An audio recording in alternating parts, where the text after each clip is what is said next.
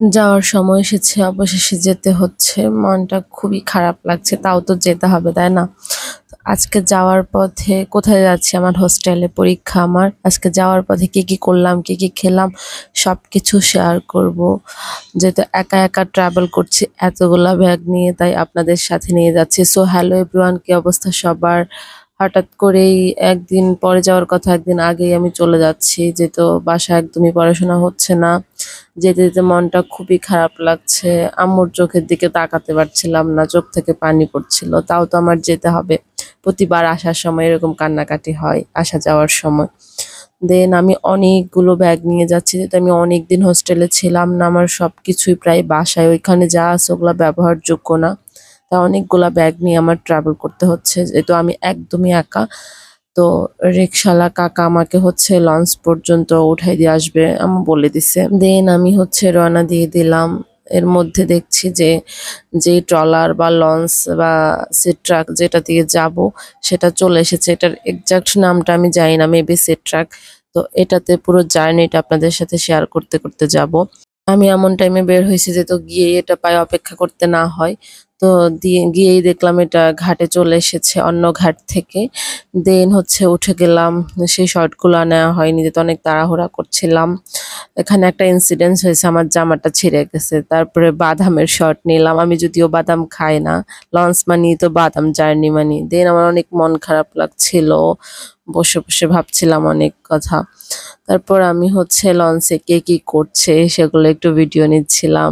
Local ভাবে যাওয়ার একটা আনন্দ। আপনি অনেক কিছু দেখতে পারবেন। কেউ আপনার মুখের দিকে তাকায় আছে, কেউ পাশে বসে অনেক বেশি খাচ্ছে, কেউ খাচ্ছে না, কেউ অনেক বাচ্চারা কিচিরমিচির করবে।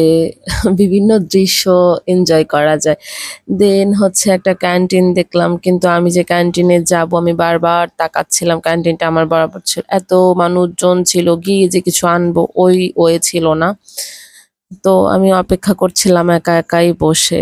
একা জার্নিতে যেমন বোর হই, তেমনি আরেকটু মজাও লাগে। মানে নিজের মন মতো যা খুশি করতেছি। তারপর আমি নদীর কিছু শট নিলাম। দেন টিকিট কাটার মামার চলে আসলো, টিকিট কেটে নিলাম। এর মধ্যেই ঘাট চলে এসেছে, লঞ্চ ঘাটের কাছাকাছি। দেন সবাই দরজার দিকে যাচ্ছিল। এর মধ্যে আমি নেমে পড়েছিলাম। আমার ২ টা ভাই আমাকে অনেক হেল্প করেছিল। আমার ব্যাগগুলো একদম রিক্সা পর্যন্ত উঠায় দিয়েছে। মানে একা ট্রাভেল করলে ব্যাগ নিয়ে যা কষ্ট, এর মধ্যে শর্টগুলো নেওয়া হয়নি। দেন আমি অনেকগুলো ব্যাগ নিয়ে বসতে পারছিলাম না। এই পিচ্চিটা আমাকে বলে, "আপনার ছোট ব্যাগটা দেন, আমি ধরে বসি।" আমার এত সুইট লেগেছে। তো ও আমার ছোট ব্যাগটা ধরে বসেছে। আমি অটো থেকে নেমে পড়েছি। অটো থেকে নেমে দেখি অনেক বেশি রৌদ্র, দাঁড়ানো যাচ্ছিল না। আমি গাড়ির জন্য ওয়েট করছিলাম। গাড়ির জন্য ওয়েট করতে মনে হচ্ছে যে গাড়িটা চলে এসেছে। মানে গাড়িটা দেখে আমি এত খুশি হয়ে গিয়েছি। দাঁড়ানো খুবই কঠোর হয়ে যাচ্ছিল। দেন রওনা দিয়ে দিয়েছি। ওয়েদারটা কি সুন্দর দেখেন। আমি ক্যাপচার করে নিয়েছি আপনাদের জন্য। পথে একটা মিষ্টির দোকান আছে। আমি মনপুরা যেতে আসতে এখান থেকে খাই। এই দোকানটা খুবই বিখ্যাত। মিষ্টি খেতে নেমে পড়েছি।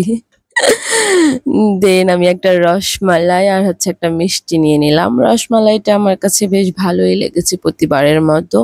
কিন্তু মিষ্টিটা টেস্ট করে মিষ্টিটা ভালো লাগে নাই। দেন রওনা দিয়ে দিলাম আবারও। কিছু দূর গিয়ে লাঞ্চের জন্য দাঁড়ালাম, একটা দোকানে গেলাম। বলল যে শুধুমাত্র পোল্ট্রি আর কি মাছ যেন ছিল। তো এটা না খেয়ে অন্য দোকানে আসলাম। এখানে বেশ কিছু আইটেম ছিল। হাত মুখ ধুয়ে খাওয়ার জন্য বসে গেলাম।